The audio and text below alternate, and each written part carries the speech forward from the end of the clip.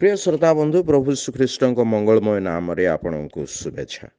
जन लिखित सुसमाचार 11 अध्याय 3 पदे आम यहीपरि पाठ करूँ। तेणु से ही भौणी मैंने निकट को कही पठाइले, प्रभु देखंतु जहाकू आपण स्नेह करती से पीड़ित अछि।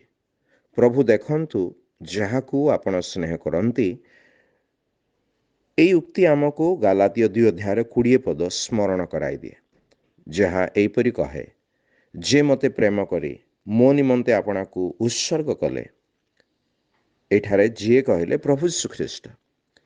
प्रभु श्रीख्रीष्ट आमको एते प्रेम कले जे से आमानकर पाप आपना शरीर रे बहन करे क्रूसरे बलिदान होई तृतीय दिन रे पुनरुत्थित हेले।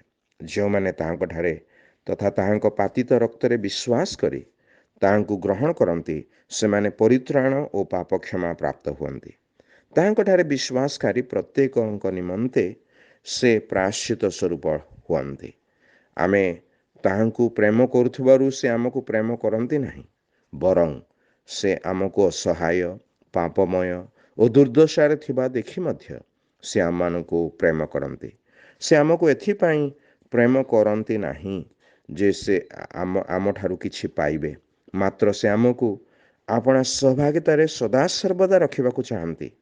एथिपाई से आमको प्रेम करती। तेबे सहीपरि एक प्रेम आपण पाइबाकू चाहिबे नहीं कि?